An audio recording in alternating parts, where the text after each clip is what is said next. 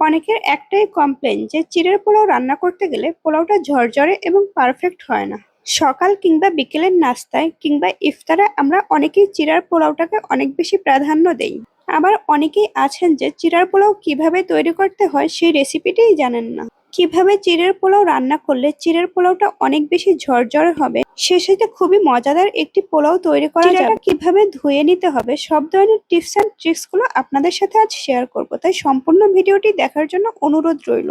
বিভিন্ন ধরনের সবজি এবং ডিম দিয়ে খুব মজাদার একটি চিড়ের পোলাও রেসিপি শেয়ার করতে যাচ্ছি। হ্যালো এভরিওয়ান, আসসালামু আলাইকুম, ওয়েলকাম টু তাম্মিজ কিচেন। আর তাম্মিজ কিচেন মানে অনন্য সাথে সহজ রেসিপি। আমার চ্যানেলে পেয়ে যাবেন খুবই ইউনিক এবং সহজ রেসিপিগুলো। তাই ভিডিওটি সম্পূর্ণ দেখার আগে আমার চ্যানেলটিকে সাবস্ক্রাইব করে দিতে ভুলবেন না। চিড়ার পোলাও তৈরি করার জন্য আজ আমি এখানে 250 গ্রাম কিংবা 2 কাপ পরিমাণ চিড়ে নিয়ে নিচ্ছি। প্রথমে আমি পর্যাপ্ত পরিমাণ পানি দিয়ে চিড়াগুলোকে একটু ধুয়ে নিচ্ছি। চিড়াগুলোকে খুবই আলতোভাবে খুবই সাবধানে ধুতে হবে, যাতে করে চিড়াগুলো ভেঙে না যায়। আপনারা দেখে নিশ্চয়ই বুঝতে পারছেন আমি কিভাবে আলতো করে চিড়াগুলোকে ধুয়ে নিচ্ছি। চিড়াগুলোকে খুব ভালো করে ধুয়ে পানি ঝরিয়ে নিতে হবে। আমি ঠিক যেভাবে পানিটা ঝরিয়ে নিয়েছি আপনারা ঠিক সেম প্রসেসে পানিটাকে ঝরিয়ে নেবেন। চিড়ার পোলাওটা আরো অনেক বেশি হেলদি করার জন্য আর অনেক বেশি টেস্টি করার জন্য এখানে আমি নিয়ে নিয়েছি ছোলা বুট। চিড়াগুলো থেকে পানি ঝরিয়ে নেওয়ার পর কিছুক্ষণ রেখে দেওয়ার পরে চিড়াগুলো এরকম ঝরঝরে হয়ে গেছে।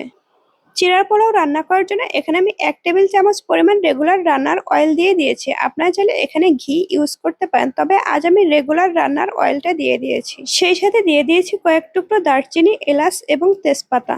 সাথে দিয়ে দিচ্ছি কিউব করে কেটে রাখা কয়েক প্রকার সবজি। সবজিগুলোকে এরকম করে কেটে নিতে হবে। অবশ্যই রঙিন সবজিগুলোকে ব্যবহার করবে। সবজিগুলো কালারফুল হলে চিড়ের পোলাওটা দেখতে অনেকটা কালারফুল লাগবে।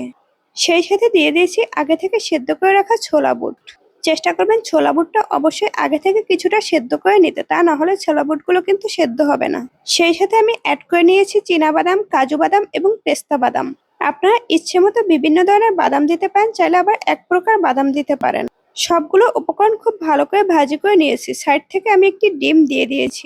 ডিমটাকে চাইলে আপনারা ভিন্নভাবে স্ক্রাম্বল করে নিতে পারেন। আমি একটু সাইড করে একই সাথে দিয়ে দিয়েছি। সেই সাথে দিয়ে দিচ্ছি কয়েকটা কাঁচামরিচ, স্বাদ মতো চিনি এবং লবণ। সবকিছু দিয়ে খুব ভালো করে কিছুক্ষণের জন্য ভাজি করে নেব।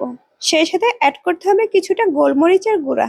গোলমরিচটা দেওয়ার কারণে একটি ঝাল এবং খুবই সুন্দর একটি ঘ্রাণ বের হবে। সবকিছু খুব ভালোভাবে নেড়েচেড়ে মিশিয়ে রান্না করে নেব 5 থেকে 10 মিনিটের জন্য। যতক্ষণ পর্যন্ত সব ধরনের সবজিগুলো খুব ভালো করে সেদ্ধ না হচ্ছে ঠিক ততক্ষণ পর্যন্ত সবজিগুলোকে সেদ্ধ করে নিতে হবে। এভাবে ভাজতে ভাজতে সবজিগুলো সেদ্ধ হয়ে যাবে। আর সবজিগুলো সেদ্ধ হয়ে গেলে এই পর্যায়ে আমি চিড়েগুলোকে দিয়ে দিচ্ছি। চিড়েটাকে দেয়া হয়ে গেলে আমি সবগুলো চিড়ের সাথে সব ধরনের সবজি এবং সব উপকরণগুলো খুব ভালো করে নেড়েচেড়ে মিশিয়ে নিচ্ছি। এই রান্নাটা অনেকটা ফ্রাইড রাইস রান্না করার মতোই, তবে এখানে এক্সট্রা করে বাদাম, কিশমিশ এবং ছোলা বুট ইউজ করার জন্য এটা অনেক বেশি হেলদি হয়। এভাবে চিড়ের পোলাও রান্না করলে বাসার সবাই অনেক বেশি পছন্দ করবে। খুব ভালোভাবে নেড়েচেড়ে মিশিয়ে রান্না করতে হবে। তবে এই পর্যায়ে চুলার হিটটা একেবারে লোতে রাখতে হবে। চিড়ার পোলাওটা যাতে তলা থেকে পুড়ে না যায় সেই জন্য বারবার উল্টে পাল্টে দেখতে হবে। দেখে নিশ্চয়ই বুঝতে পারছেন এর কালারটা কতটা সুন্দর এসেছে। রমজান মাসে ইফতারের টেবিলে একই ধরনের খাবার দেখতে দেখতে অনেকটা একঘেয়ে লাগে। আপনারা চাইলে খুবই মজাদার এবং হেলদি এই রেসিপিটি তৈরি করে নিতে পারেন। বাসায় যদি কোনো ধরনের বাচ্চা থেকে থাকে আর বাচ্চারা যদি কোনো ধরনের ভাত খেতে পছন্দ না করে, তাহলে আপনারা এভাবে চিড়ার পোলাও তৈরি করে দিতে পারেন। এটা একই সাথে অনেক বেশি পুষ্টিগুণ সম্পন্ন এবং খেতেও অনেক বেশি টেস্টি। সামনেই আসছে ঈদ, আর এই ঈদ উপলক্ষে সকালবেলা আপনারা ঝটপট চিড়ের পোলাও তৈরি করতে পারেন। ঈদের দিন সকাল সকাল এরকম মজাদার একটি পোলাও যদি আপনারা টেবিলে রাখেন, সবাই অনেক বেশি পছন্দ করবে।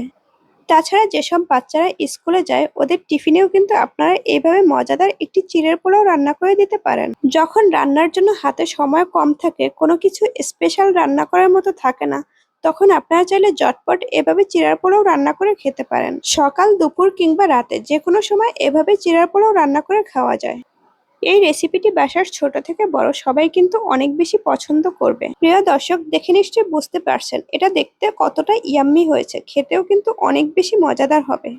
বিভিন্ন ধরনের কালারফুল সবজি ইউজ করার কারণে এর কালারটা কতটা সুন্দর এসেছে। প্রায় 10 মিনিট রান্নার পর চিড়ার পোলাওটা একেবারে কমপ্লিট। এখন শুধুমাত্র গরম গরম চিড়ের পোলাও সার্ভ করার অপেক্ষা। এই চিড়ের পোলাওটা আপনারা চাইলে চিকেন কারি কিংবা চিকেন ফ্রাই এর সাথেও খেতে পারেন, আবার চাইলে এভাবেও খাওয়া যাবে। প্রিয় দর্শক, দেখে নিশ্চয়ই বুঝতে পেরেছেন কত অল্প সময়ে কত মজাদার জটপট একটি চিড়ের পোলাও রান্না করে ফেলেছি। পোলাওটা অনেক বেশি ঝরঝরে এবং অনেক বেশি কালারফুল হয়েছে। এই পোলাওটা খেতে যেরকম মজাদার সেরকম অনেক বেশি পুষ্টিকর। আমার আজকের এই চিড়ের পোলাও রেসিপি যদি আপনাদের ভালো লেগে থাকে তাহলে অবশ্যই আমার চ্যানেলটিকে সাবস্ক্রাইব করে দিতে ভুলবেন না।